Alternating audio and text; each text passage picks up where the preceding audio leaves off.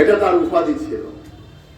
তাহলে জাহিলি সমাজে আমার রাসূল 18 বছর বয়সে আলামীর উপাধিতে ভূষিত হয়েছে।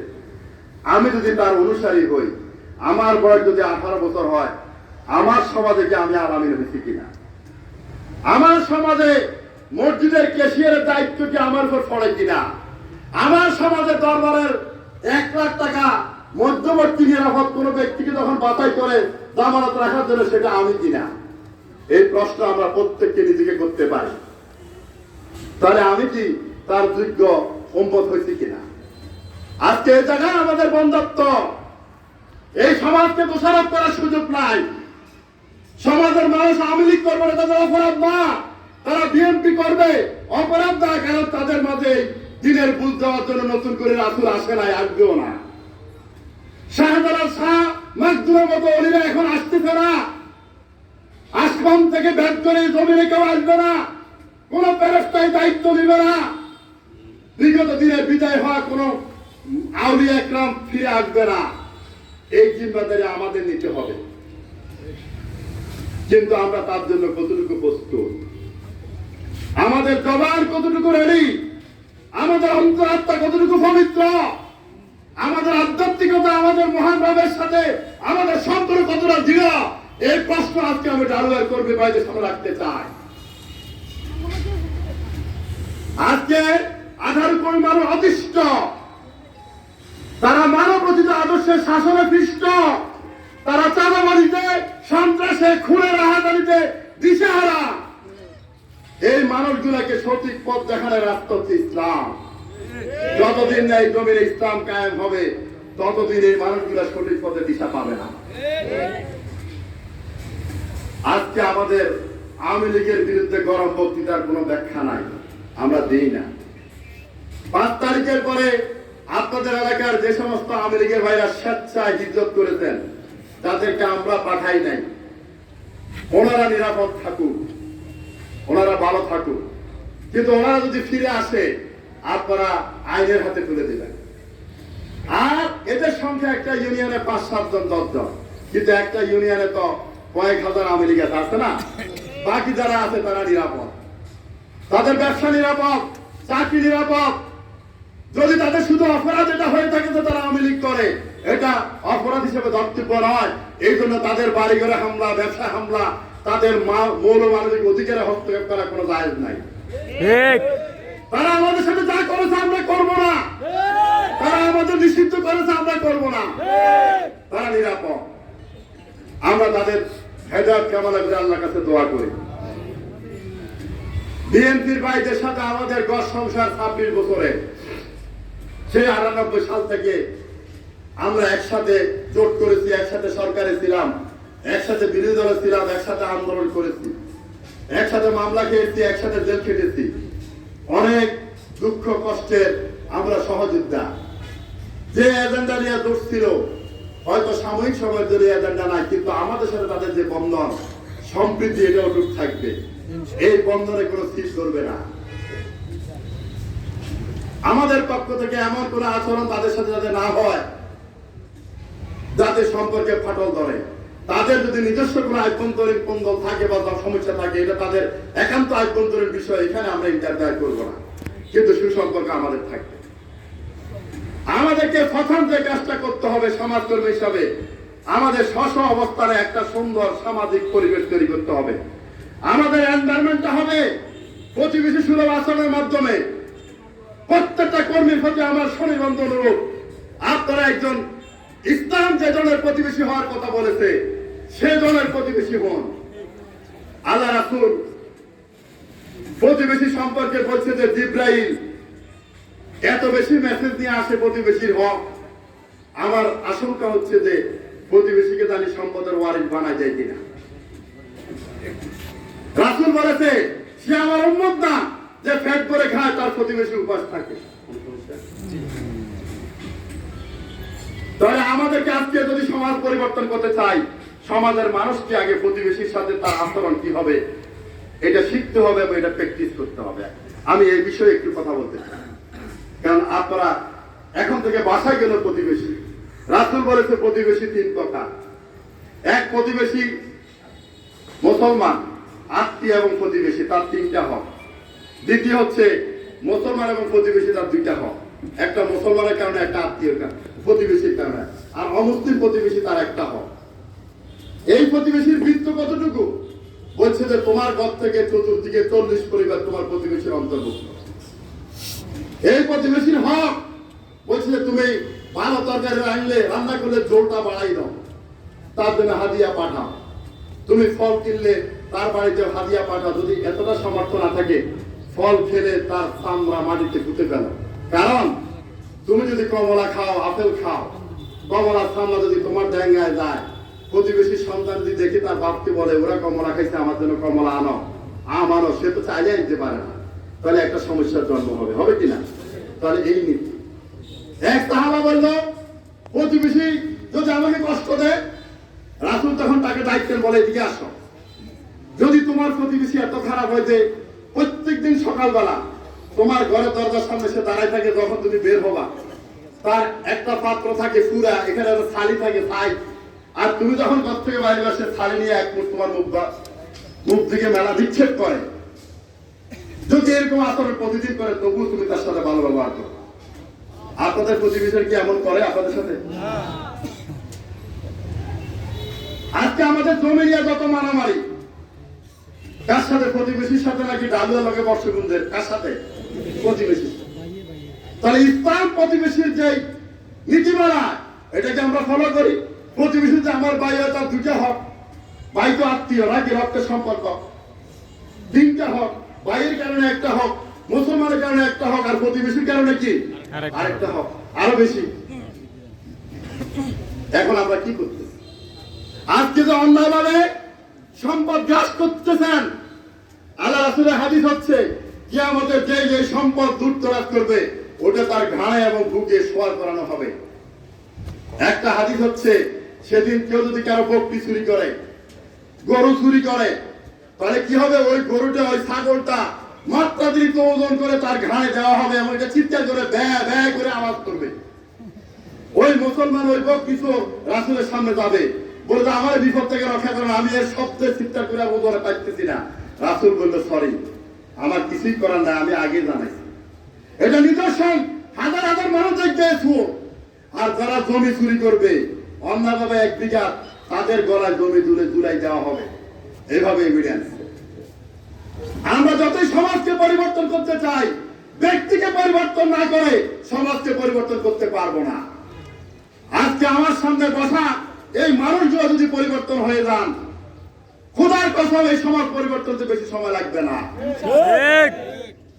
আপনারা বলতে পারেন আমরা তো নামাজ পড়ি, আমরা তো রোজা রাখি, আমরা তো দাড়ি টুপি আমাদের আছে, এটা ইসলামের একটা বাহ্যিক আমলের দিন। এর চেয়ে বেশি গুরুত্ব আপনার অন্তর, এর চেয়ে বেশি গুরুত্ব আপনার তাকওয়া, এর চেয়ে বেশি গুরুত্ব আপনার ইম্পর্টেন্সি, আপনার সোশ্যাল ইম্পর্টেন্সি। ইসলাম মানবিকতা এবং মানব সেবাকে কত প্রায়োরিটি দিয়েছে। এই যে গত কিছুদিন আগে বন্যা হয়েছে, আপনাদের এলাকা প্লাবিত হয়েছে, আপনারা তার দৃষ্টান্ত রেখেছেন। আমাদের জামাতের বাইরে সাহায্য অনুযায়ী জনগণের পাশে দাঁড়িয়েছে কিনা? কারণ ইসলামে ঈমান আনার পরে, ইসলামের বাধ্যবাধকতা আমলগুলোর পরে মানব সেবা থেকে উত্তম করে ইবাদত আর নাই। রাসূল বলেছে যে কোন লাঠি নির্বল লোক যদি লাঠি থেকে পড়ে যায়, আর তুমি যদি তাকে তোলার জন্য দৌড়ে যাও, সে যদি এতটা দূরে থাকে যে তুমি যেতে যেতে সে আবার পূর্বের অবস্থানে ফিরে এসেছে, তুমি তার কোনো কার্য তো কাজে লাগবে না। কিন্তু এই যে মানবতা নিয়ে তুমি দৌড়াইয়া গেলা, এর জন্য 10 বছর মসজিদে একা খুলে যে সওয়াব, এই সওয়াব দেওয়া হবে। সুতরাং জামাত ইসলামের কর্মীকে দেখে দেখে মানুষের সমস্যা চিহ্নিত করে সমাধান করতে হবে। প্রশ্ন হচ্ছে টাকার অভাব নাই। প্রতিটি বিত্তশালী লোক যখন বিশ্বাস করবে যে আপনার হাতে টাকা দিলে দরিদ্র জনগণের হাতে যায়, আপনি শুধু উদ্যোগ নেবেন, টাকা জনগণ দিবে কিনা? আমরা চিন্তাও করি না। আমরা এত কোটি টাকা, আমাদের দক্ষিণ জেলায় আমরা প্রায় 25 কোটি টাকা খরচ করেছি বন্যা। এই বন্যা না আসলে টাকা আমাদের আসতেও না, যাইতেও না। টাকা মানুষের, শুধু আমরা উদ্যোগ নিয়েছি, আমাদের কোনো ক্রেডিট নাই। এই উপজেলায় 2 কোটির মতো খরচ করছে আমাদের 11টা শাখা। 14 গ্রামের সবচেয়ে বেশি আমরা খরচ করতে পেরেছি লাকসামে। এরপরে লাকসাম আমরা পৌরসভায় 14টা আশ্রয় কেন্দ্র ছিল, প্রতিদিন 6000 লোকের খাবার 2 বেলা 3000 করে আমরা ব্যবস্থা করেছি 18 দিন। লাকসাম উপজেলা মরারগঞ্জে আমরা সেটা করেছি, কিন্তু আমাদের কোনো টাকা ছিল না। আজকে আমরা এই ছাত্র আন্দোলনে 800 ভাই শহীদ হয়েছে, প্রত্যেক পরিবারকে 2 লক্ষ করে 16 কোটি টাকা প্রদানের সিদ্ধান্ত নিয়েছে। এটাও মানুষের টাকা আমরা কালেকশন করেছি, আবার দিচ্ছি। আহতদের বাইরের জন্য আরো বেশি খরচ হবে, চিকিৎসার দায়িত্ব নিয়েছে। আমাদের আমিরে জামাত একটা থেকে ত্রিপুরা পর্যন্ত হন্যায় ঘুরতেছেন, তার বক্তব্য এদেশে কোনো সংখ্যালঘু বলে কোনো শব্দ নাই। এটা অন্যায়, এটা সংবিধান বিরোধী, এটা অপরাধ। কেন হিন্দুরা সংখ্যালঘু হবে, কেন বৌদ্ধ সংখ্যালঘু হবে? এদেশে প্রত্যেকটা মানুষের অধিকার এবং মর্যাদা সমান। আমরা এই বৈষম্য চাই না। আমি যেরকম নিরাপদে মসজিদে নামাজ পড়তে পারি, ঈদগাতে ঈদ করতে পারে, আমার হিন্দু ভাই নিরাপদে মন্দিরে থাকবে, পূজা করবে। আসন্ন দুর্গা পূজা এই নাঙ্গলকোটে যতগুলো মণ্ডপ হবে, আমি উপজেলা জামাতের কর্মীদের বলি, আপনারা অতন্ত্র পাহাড়ের মতো নিরাপত্তা দিবেন। আল্লাহ রাসূল বলেছে, আমার রাষ্ট্রে সংখ্যালঘুরা আমার আমানত। এই হিন্দু ভাইরা আমানত, তাদের দায়িত্ব নিবেন। এখানে বৌদ্ধ থাকতে পারে, খ্রিস্টান থাকতে পারে, প্রত্যেকটা মানুষের মর্যাদা সমান, তার অধিকার সমান। এখানে কোনো পার্সিয়ালিটি নাই, মেজরিটি মাইনরিটি কোনো শব্দ নাই। একজন মুসলমান হিসাবে আমার যতটুকু হিউম্যান রাইটস আছে, আমার যতটুকু ফান্ডামেন্টাল রাইট আছে, কনস্টিটিউশনাল রাইট আছে, একজন খ্রিস্টান, একজন বৌদ্ধ, একজন হিন্দুর অতটুকু রাইট আছে। ইসলাম আমাদেরকে শিক্ষা দেয়। এই বিষয়ে আমাদের সতর্ক থাকতে হবে। আজকে মানুষ দিশেহারা, এই দেশ শাসনের দায়িত্ব কাকে দিবে? এই জন্যই মানুষ আজকে নতুন করে ভাবতে শুরু করেছে। মানুষ আজকে জামাত ইসলামকে ভাবতেছে, মানুষ আজকে চিন্তা করতেছে। মানুষের আজকে যে চিন্তার খোরাক, আস্থার জায়গা জামাত ইসলামী হচ্ছে, এটাকে আমাদের সম্মান দিতে হবে। জামাতের কর্মী হিসাবে আমার দ্বারা এমন কোন কাজ সংগঠিত হবে না যেটা শুধু আমাকে নয়, আমার সংগঠনকে মানুষ একটা প্রশ্নবিদ্ধ করে। আজকে যাতে জামাতের একজন কর্মীকে দেখলে একজন সাধারণ মানুষ তার কলিজা বড় হয়ে যায়, একজন আমেরিকার প্রায় লজ্জা পায়, গত 18 বছরের 15 বছরের অপরাধের জন্য তার মাথা নিচু করে। আমরা কিছু বলবো না, আমরা কিছুই বলবো না। আমরা আল্লাহর কাছে তাদের হেদায়েতের কামনা করি। আমরা চাই এমনটা যাতে না হয়, একজন চাঁদাবাজ অপসারণ হয়েছে, তদস্থলে আরেকজন চাঁদাবাজ প্রতিস্থাপন হোক। আমরা চাই এমনটা যাতে না হয়, একজন সন্ত্রাসী বিদায় হওয়ার পরে সেই জায়গাটা আরেকটা সন্ত্রাসী দখল করুক। আমরা চাই একদল ঘুষখোর চলে যাওয়ার পর আরো ভালো মানের মানসম্মত ঘুষখোর সেখানে বসুক। আমরা এটা চাই না। আমরা কি চাই? সৎ লোকের শাসন চাই। আমাদের বক্তব্য এই জমিন যার, আইন চলবে তার।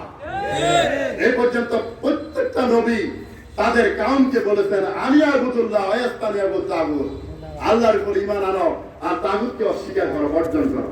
এই তাগুত কি জিনিস? ইসলামের বিপরীত যত আদর্শ, যত ধর্ম, যত মত পথ, সবকিছু তাগুত। এই সব কিছুকে উচ্ছেদ করে ইসলামকে প্রতিষ্ঠার জন্য আল্লাহ তাআলা রাসূলকে পাঠিয়েছেন। সে ঝান্ডা নিয়া সেটা আমরা প্রতিষ্ঠা করতে চাই। আমাদের চাওয়া নতুন কিছু নয়, যোগাযোগ নবীরা এটা চেয়েছেন। আমি কথা শেষ করছি। জামাত ইসলামী কি চায়? এই 18 কোটি মানুষের যে পার্লামেন্ট, এখানে আপনারা 151 জন ইসলামের পক্ষ শক্তিকে পাঠাবেন, যাদের ম্যান্ডেটে, যাদের ভোটে সমস্ত রায় হবে কোরআন সুন্নাহ ভিত্তিক। এই ধরনের একটি পার্লামেন্ট চায়। জামাত ইসলামী চায় এই দেশের ব্যাংকগুলো সুদমুক্ত হোক। জামাত ইসলামী চায় এই দেশের আদালতগুলো কোরআন দ্বারা বিচার করুক। জামাত ইসলামী চায় এই দেশে আকাশ সংস্কৃতির উন্মুক্ত সংস্কৃতি নামে যে গম্যতা, যে ব্যয়াপনা, যার মাধ্যমে আমার যুব সমাজ ধ্বংস হচ্ছে, এর অপসারণ ঘটুক। ইসলামী সমাজ চালু হোক, ইসলামী সংস্কৃতি চালু হোক। জামাত ইসলামী চায় এদেশের ব্যবসায়ীরা হালাল ভাবে ব্যবসা করুক, এদেশের চাকরিজীবীরা হালাল ভাবে চাকরি করুক, এদেশে মসজিদে মুয়াজ্জিন আযান দিবে, সকল পেশার মানুষ তার কাজ রেখে মসজিদে এসে নামাজ পড়বে, রুকু সিজদা একসাথে করবে। আবার তাদের কর্মে ছড়িয়ে যাবে। বোনেরা পর্যায়ে চলে যাবে, ছেলেরা দাঁড়িয়ে রাখবে, ইফতিজিং হবে না। এই ধরনের একটি ইনসাফপূর্ণ সমাজ প্রতিষ্ঠা করতে চায় জামাত ইসলামী। চায় এমন একটা সমাজ হবে যেখানে প্রধানমন্ত্রী পিএস 400 কোটি টাকা দুর্নীতি করবে না, লক্ষ লক্ষ কোটি টাকা তারা পাচার করবে না। জামাত ইসলামী চায় মুজাহিদ আলী আসানের মতো মন্ত্রী যারা 1 টাকা দুর্নীতি করে নাই এবং তাদের উত্তরসূরিরা করবে না। এই ধরনের একটি সমাজ জামাত ইসলামী প্রতিষ্ঠা করতে চায়। একজন মুসলমান হিসেবে আপনার নৈতিক দায়িত্ব এই ধরনের একটি সমাজ প্রতিষ্ঠার কাজে সম্পৃক্ত হওয়া। মাগরিবের আজান দিবে, আমাদের সভাপতি প্রোগ্রামের সভাপতি কথা বলবে। আমি ধন্যবাদ জানাই, আপনারা দীর্ঘ সময় ধৈর্য ধরে আমাদের সকল নেতৃবৃন্দের বক্তব্য শুনেছেন। আমি আল্লাহর কাছে দোয়া করি আজকের এই গরম ব্যস্তার দিনে এই দিনই মজলিসে আল্লাহ যাদেরকে কবুল করেছে, আল্লাহ তাদেরকে জান্নাতের জন্য কবুল করে, আমাদের সকলের নসিবে হাউজে কাছে যাতে নসিব করে। আজকের এই সুন্দর আয়োজনের জন্য যারা কষ্ট করেছে, যারা ব্যবস্থা করেছে, অর্থ দিয়ে সহায়তা করেছে, মহান রবের কাছে তাদের উত্তম রাজা কামনা করছে। আমরা যারা সকলে এসেছি আমাদেরকে সকলে যাতে আল্লাহ কিয়ামতে এই আয়োজন, এই আশা, এই বক্তৃতা দেওয়া এবং শোনা যাতে আমাদের নাজাতের জরিয়া হয়, মহান রবের কাছে এই ফরিয়াদ করে আমার বক্তব্য শেষ করছি। আসসালামু আলাইকুম।